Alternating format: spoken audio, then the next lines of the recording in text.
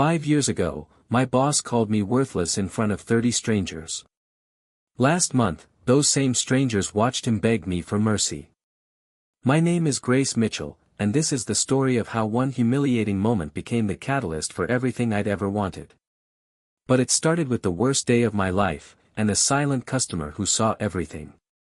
If you want to discover what happened when my entire world collapsed in a single afternoon, and how a stranger's quiet observation changed everything, subscribe to this channel and leave a comment with the moment someone underestimated you. Each view brings more stories of transformation like this one.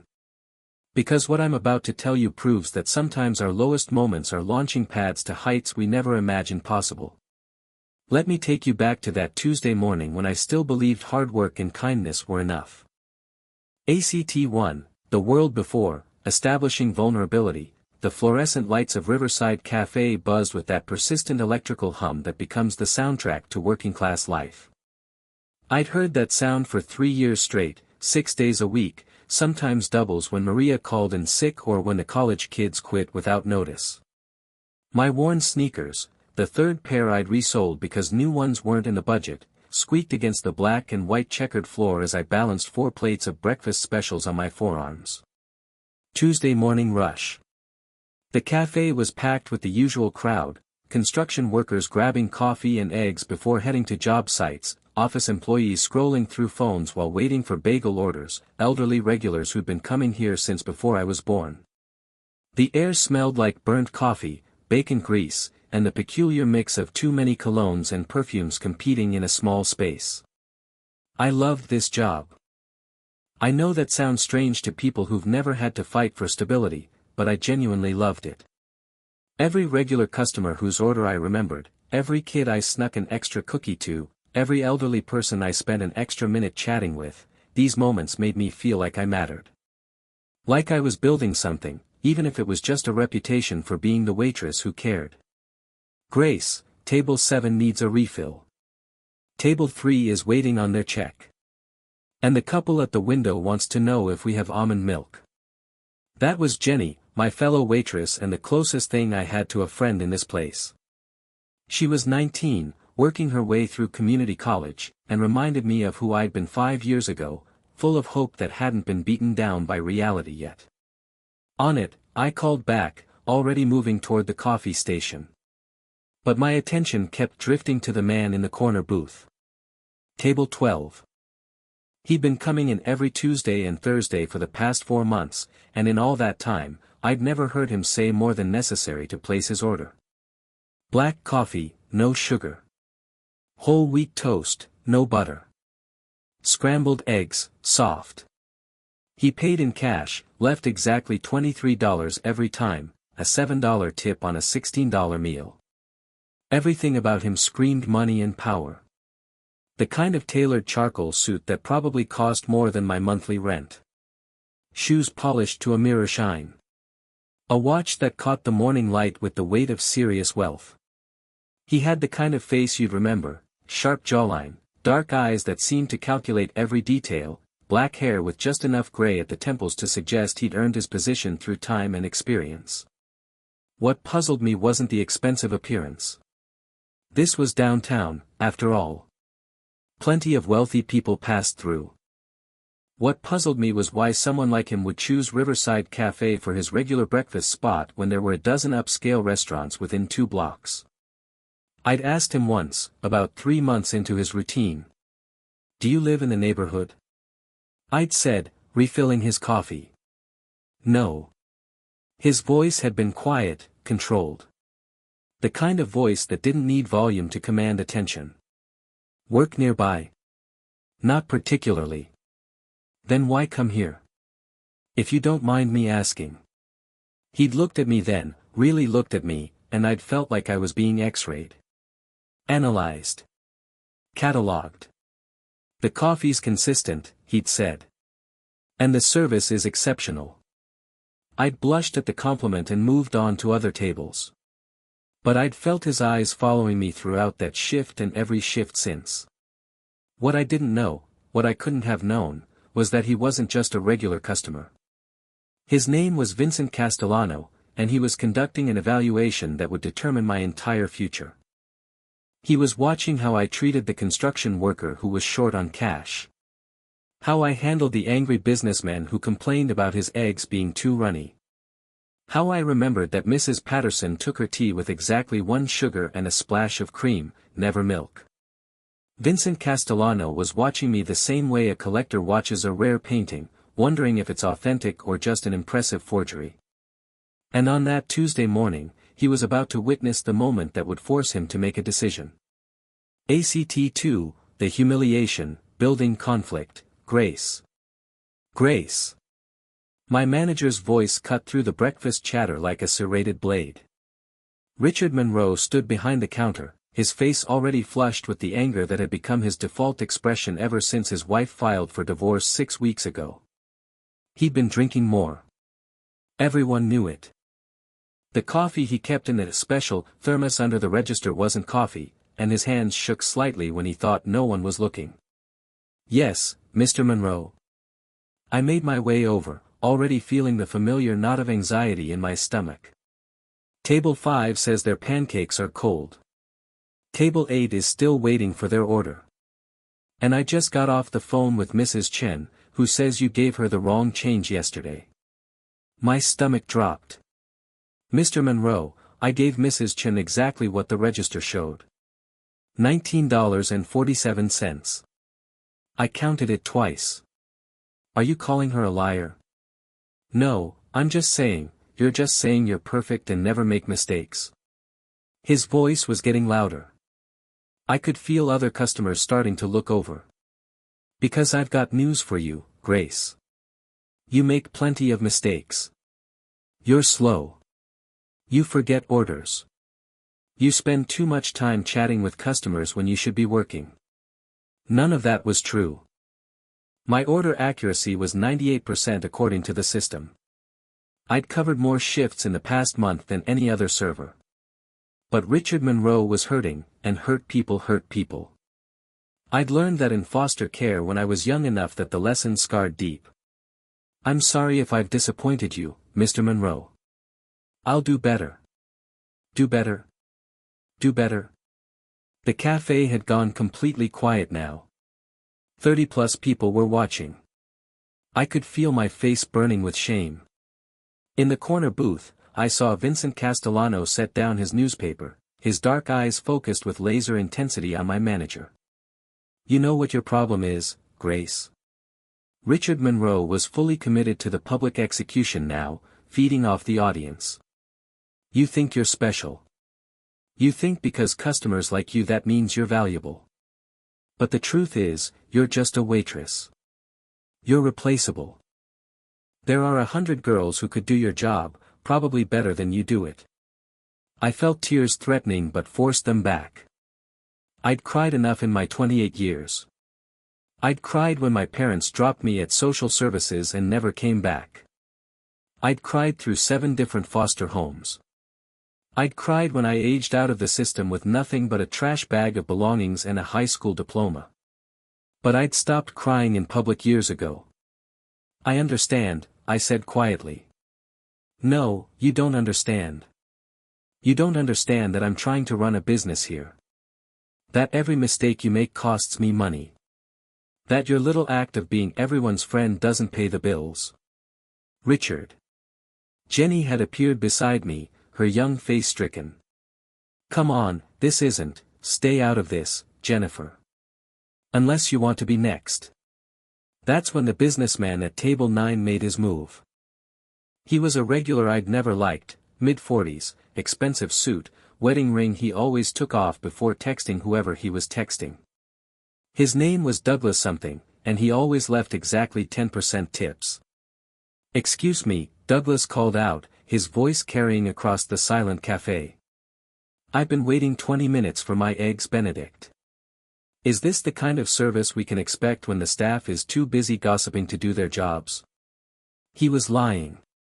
I'd delivered his eggs Benedict 17 minutes ago. I remembered because he'd asked for the hollandaise on the side and extra chives. But Richard Monroe seized the excuse like a drowning man grabbing a rope. You see. He pointed at me like I was evidence in a trial. This is exactly what I'm talking about. Incompetent. Lazy. Taking advantage of my kindness. Mr. Monroe, I delivered his order. Are you calling my customers liars now? First Mrs. Chen, now Mr. Harrison. The walls were closing in. The stares of 30 strangers pressed against my skin. In my peripheral vision, I saw Vincent Castellano's hand tighten around his coffee cup, knuckles going white. I'm not calling anyone a liar, I said, hearing my voice crack despite my best efforts. I'm just trying to explain, you're fired. The words hit like a physical blow. The cafe seemed to tilt slightly. What? You heard me. You're fired. Get your things and get out of my cafe. Now. The humiliation was complete. Total. Absolute. I stood there in front of everyone I'd served for 3 years, being told I was worthless. Replaceable. Not good enough. Mrs. Patterson, the elderly woman who came in every morning for tea and toast, made a small sound of distress. Richard, this is ridiculous. Grace is the best server you've ever, mind your own business, Margaret. I untied my apron with shaking hands. My vision was blurring now, tears finally breaking through my defenses. I couldn't look at anyone. Couldn't see their pity or their discomfort or their relief that it was me and not them. I'll get my purse, I whispered. As I walked toward the back room, past the tables full of silent witnesses, I felt like I was leaving my body. Like I was watching this happen to someone else. The fluorescent light seemed too bright. The smell of coffee and bacon suddenly made me nauseous. I didn't see Vincent Castellano stand up from table 12. I didn't see him pull out his phone and make a very quiet, very brief phone call. I didn't see the way he looked at Richard Monroe like a surgeon examining exactly where to make the incision. But I felt the weight of his gaze as I pushed through the back door into the kitchen, past the line cooks who looked away uncomfortably, into the cramped employee area where I grabbed my worn leather purse from the locker. $127.43 in my checking account. Rent due in 5 days. A car that needed $400 in repairs I couldn't afford. A phone bill overdue by 2 weeks. And now, no job. When I emerged from the back, the cafe was still deathly quiet.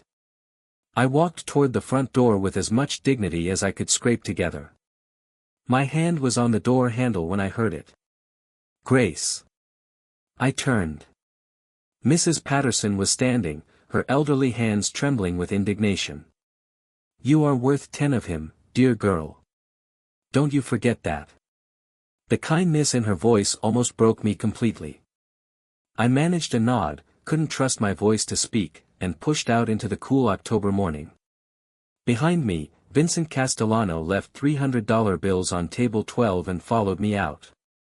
But I was too destroyed to notice. ACT 3, the turning point, introduction to power, I walked for 6 blocks before my legs gave out. There was a small park near the river, one of those pocket parks the city maintains with 2 benches and a sad-looking tree. I collapsed onto the bench and finally let the tears come. This wasn't just about losing a job. It was about losing the life I'd been carefully building, brick by brick, paycheck by paycheck. I was supposed to be past this. I was supposed to have figured out how to be stable by now. 28 years old. Still one crisis away from complete collapse. Still dependent on the kindness of others. Still proving every foster care statistic right. I was so lost in my spiral of despair that I didn't hear the footsteps approach until a shadow fell across me. Grace Mitchell. I looked up, wiping at my mascara-streaked face.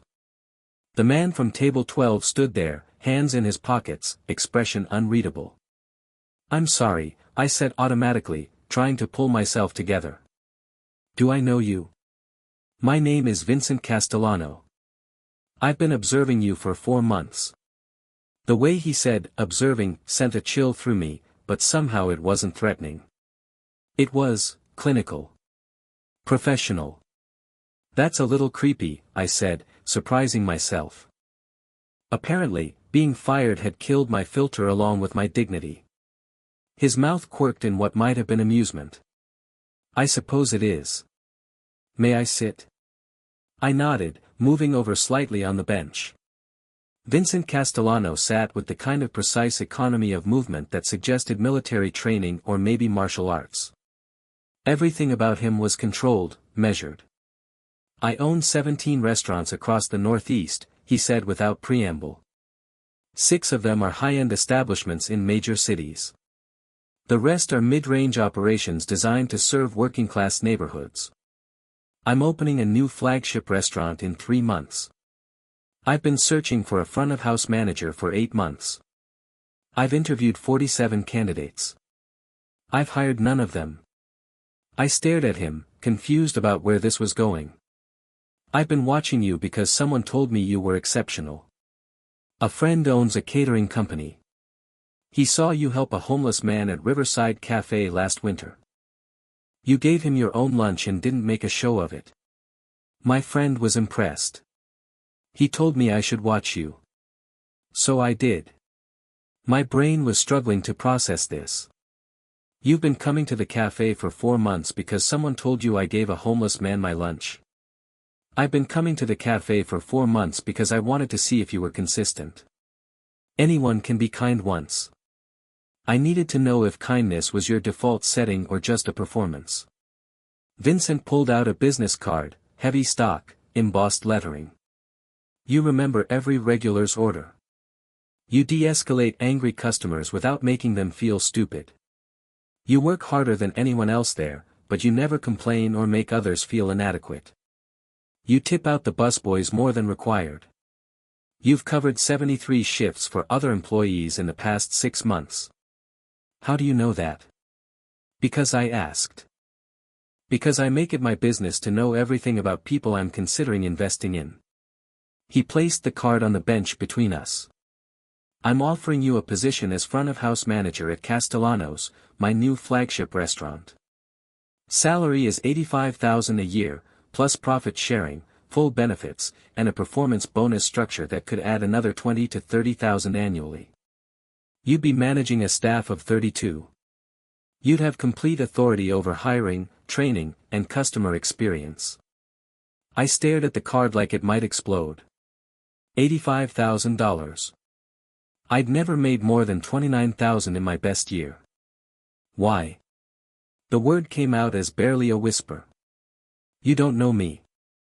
You don't know if I can manage people or handle high-pressure situations or, I know exactly who you are, Grace Mitchell. Vincent's dark eyes held mine. I know you aged out of foster care at 18 with nothing. I know you put yourself through community college working 3 jobs. I know you've never missed a rent payment despite living paycheck to paycheck. I know you volunteer at a women's shelter every other Sunday.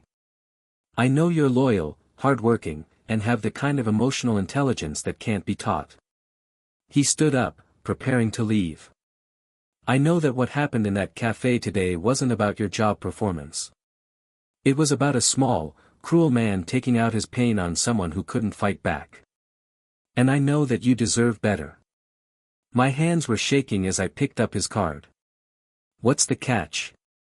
Vincent Castellano smiled, a real smile this time, not the controlled business expression. The catch is that you have to believe you're worth it. You have to stop seeing yourself as disposable and start seeing yourself as exceptional. Because Grace, you are exceptional. The question is whether you're ready to accept that. He started walking away, then paused and turned back. One more thing. By the end of business today, Richard Monroe will receive notice that his lease on the Riverside Cafe building won't be renewed. The property owner happens to be a friend of mine. In 60 days, that cafe will be closed. What he did to you today was the most expensive mistake of his life. Vincent walked away, leaving me on that bench with his business card in my trembling hands and a choice that would define everything that came after. ACT 4, the choice, embracing the new world. I sat on that bench for another hour, turning Vincent Castellano's card over and over in my hands. $85,000 a year. The number kept playing in my head like a song on repeat. That was enough to pay rent on time every month. Enough to fix my car and still have money left over. Enough to stop living in a constant state of anxiety about whether I could afford groceries and utilities in the same week. But more than the money, it was what he'd said about me. Exceptional. When was the last time someone had called me exceptional? When was the last time someone had seen value in me beyond what I could serve them? When had anyone ever invested time in understanding who I was, not just what I could do for them? My phone buzzed. Jenny. Grace, oh my God, are you okay? That was so messed up. Everyone is furious at Richard. Half the customers walked out. Mrs. Patterson told him he was a disgrace. It was beautiful. Despite everything, I smiled. Thanks for checking on me. What are you going to do? I looked at the card in my hand. I think I'm going to take a risk. I called the number on the card. Vincent answered on the second ring, as if he'd been waiting. Grace. I want to accept your offer. But I need to ask you something first. Go ahead. Why did you really watch me for 4 months? People don't invest that much time in hiring decisions unless there's something else going on. There was a long pause. When Vincent spoke again, his voice had a different quality, less professional, more personal. When I was 19, I was living on the streets. Addiction, bad choices, worse circumstances. A restaurant owner named Marie Castellano saw me trying to steal food from her dumpster. Instead of calling the cops, she offered me a job. Minimum wage, washing dishes, nothing glamorous. But she saw something in me I didn't see in myself. I held my breath, listening.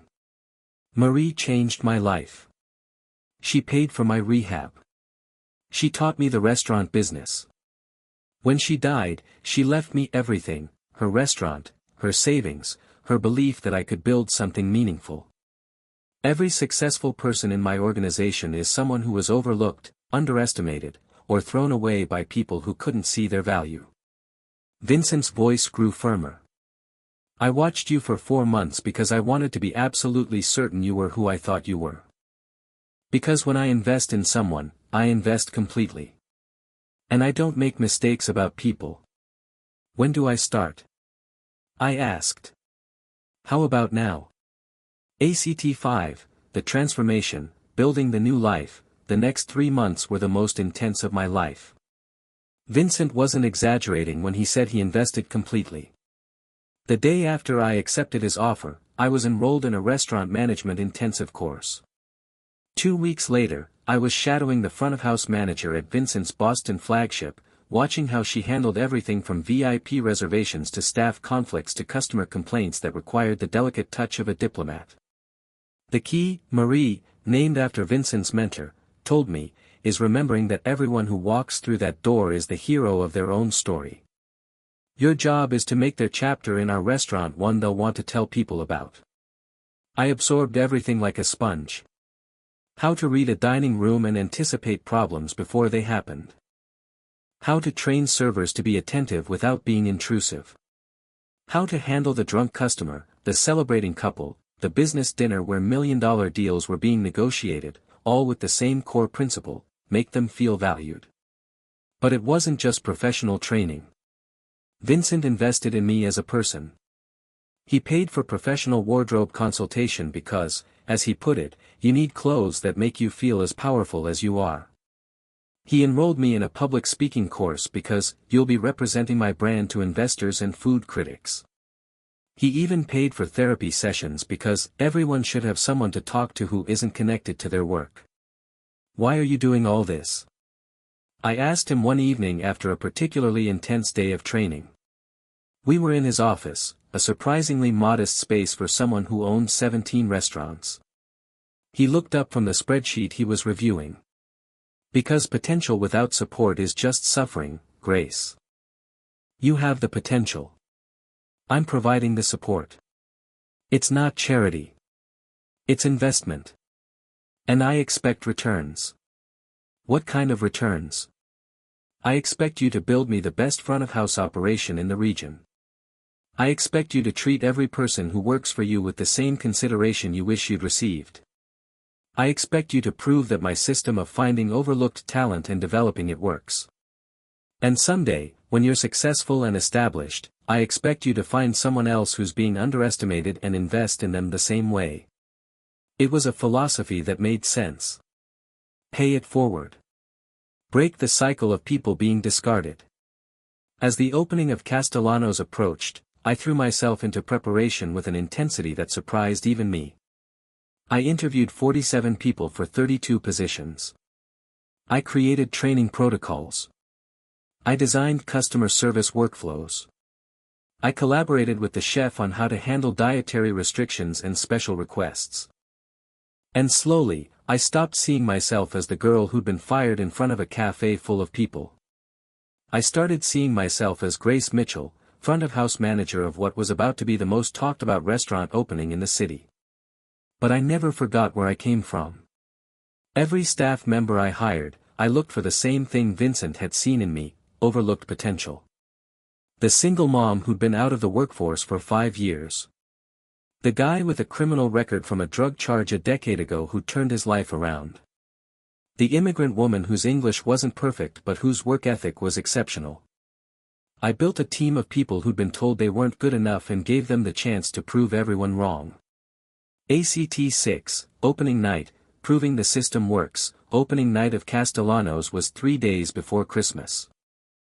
The restaurant was stunning: exposed brick walls, warm lighting, an open kitchen where diners could watch the culinary team work with choreographed precision.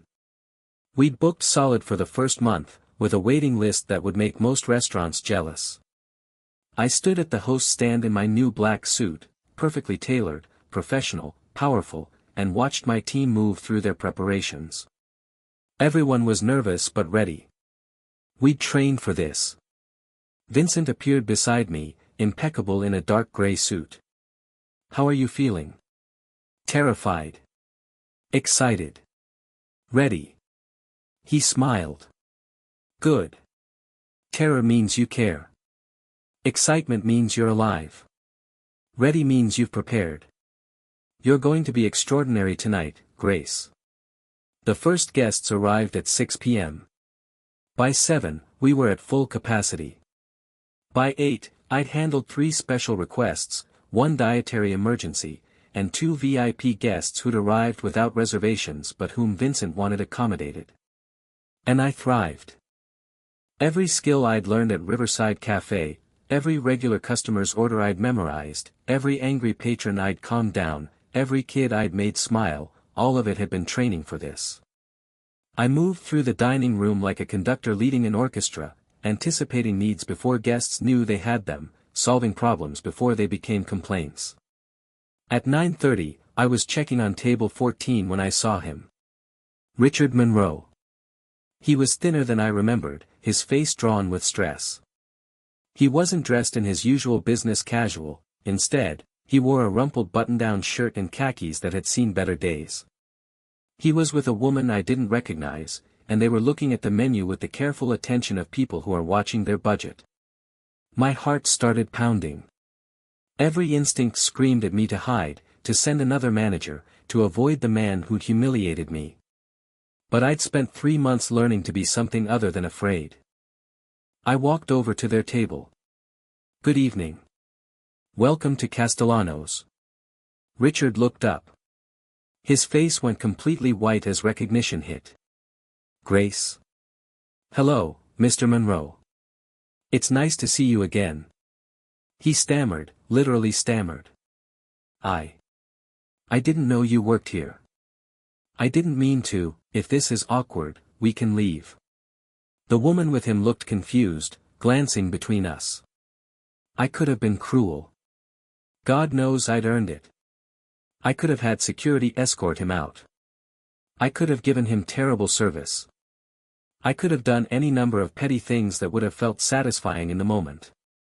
Instead, I did what Marie Castellano had taught Vincent, and what Vincent had taught me. I saw him as human. Richard Monroe, who'd fired me in front of 30 people, who'd called me worthless and replaceable, looked like a man who'd had a very hard few months. There were dark circles under his eyes.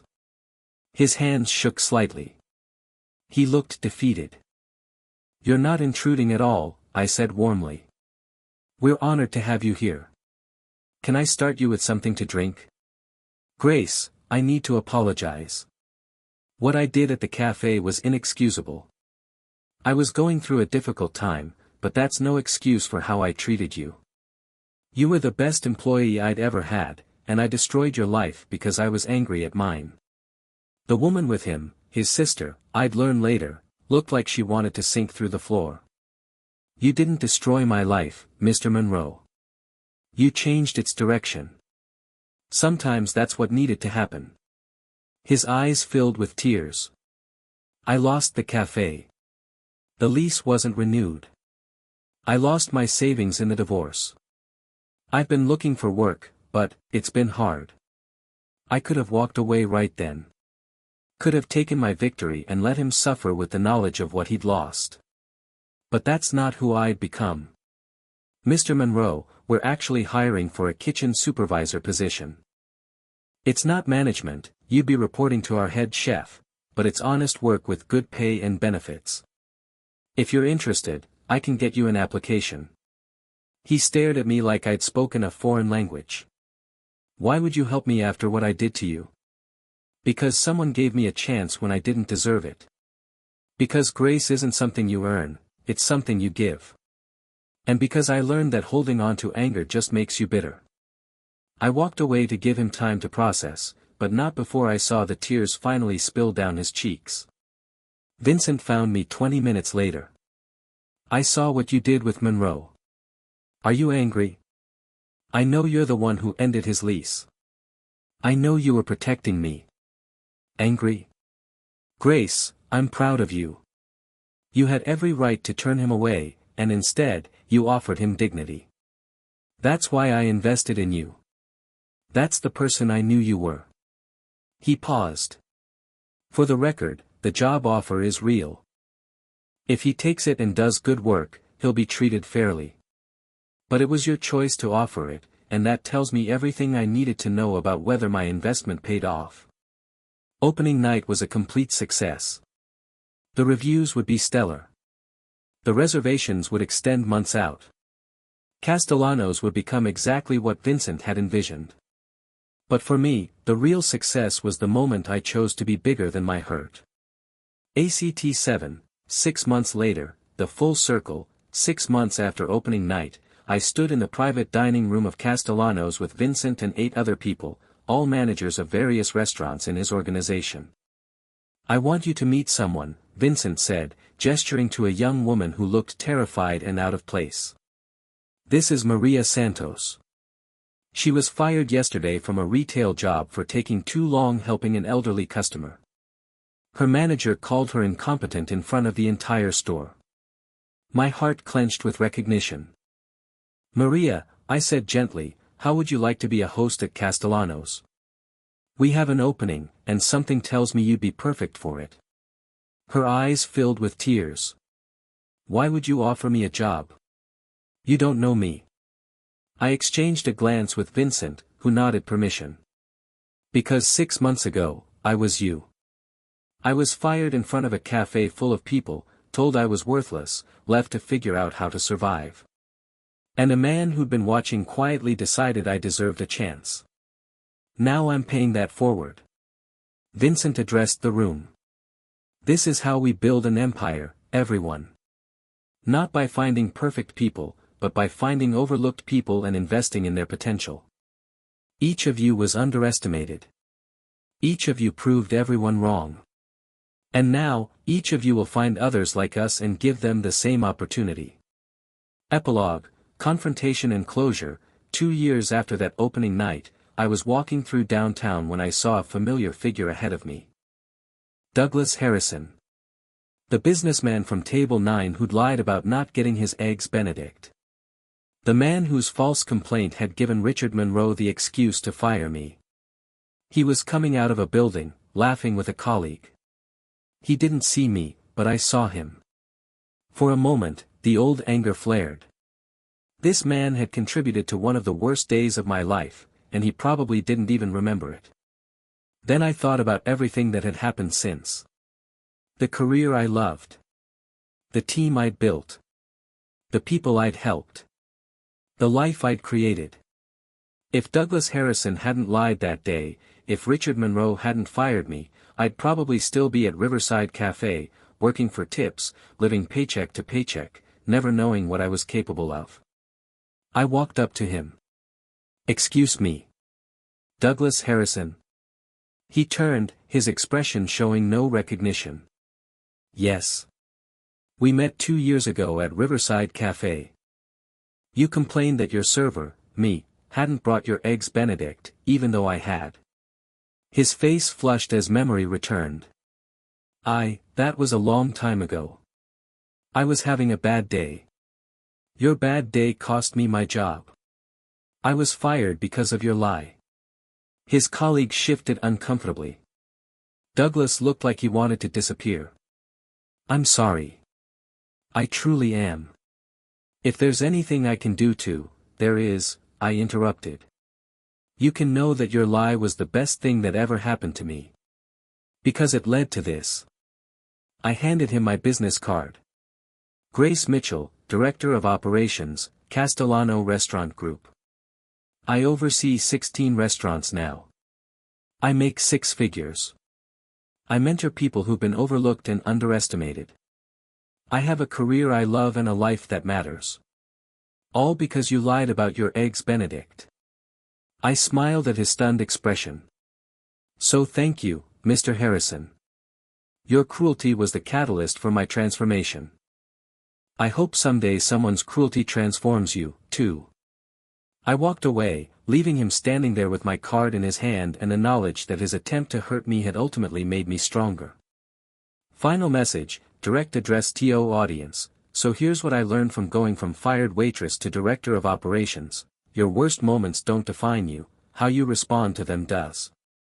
The people who underestimate you are giving you a gift, the chance to prove them catastrophically wrong. Kindness isn't weakness. It's the ultimate power move.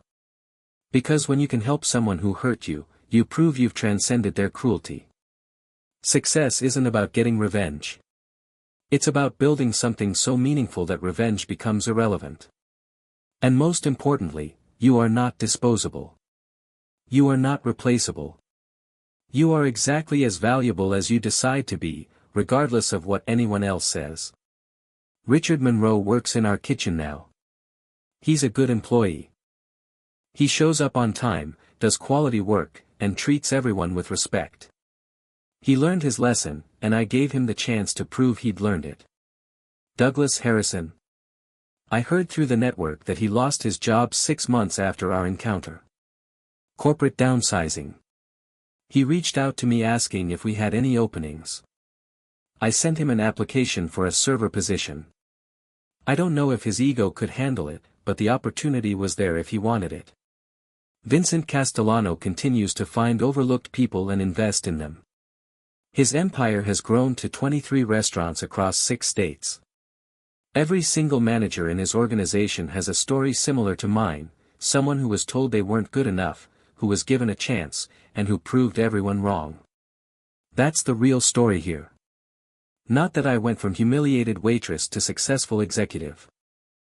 But that there's a system, an intentional, deliberate system, for finding people the world has discarded and giving them the tools to become exceptional. If you're watching this and you've been fired, overlooked, underestimated, or told you're not good enough, I need you to hear this: they're wrong about you. The person who fired you doesn't get to determine your value. The system that overlooked you doesn't get to limit your potential. The voice in your head saying you're not good enough is lying. You are capable of extraordinary things. You just need someone to believe in you until you believe in yourself. And if no one else will be that person, I'm telling you right now, I believe in you. Find your Vincent Castellano. Find the person who sees your potential. And if you can't find them, become them. Be the person who invests in others the way you wish someone had invested in you. That's how we change the world. Not with grand gestures, but with individual choices to see value where others see worthlessness. To offer opportunities where others offer judgment. To build up instead of tear down. My name is Grace Mitchell. 5 years ago, my boss called me worthless in front of 30 strangers. Today, I run a 16-restaurant operation and mentor dozens of people who were exactly where I was, on a bench, crying, wondering if they'd ever be enough. The answer is yes. You are enough. You've always been enough. Now go prove it. If this story resonated with you, subscribe to this channel for more stories of transformation and resilience. Leave a comment telling me about a time someone underestimated you. I read every single one. And share this with someone who needs to hear that their current situation isn't their final destination. Your worst day might be the beginning of your best life. You just have to be brave enough to believe it. Sophia kissed him softly. Thank you for protecting us. For loving us. For being the man I didn't know I was looking for.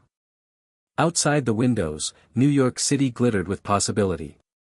Inside, a mafia boss held his sleeping son and the woman he loved, finally understanding that real power wasn't about control or fear. Real power was this: a home, a family, and love worth fighting for.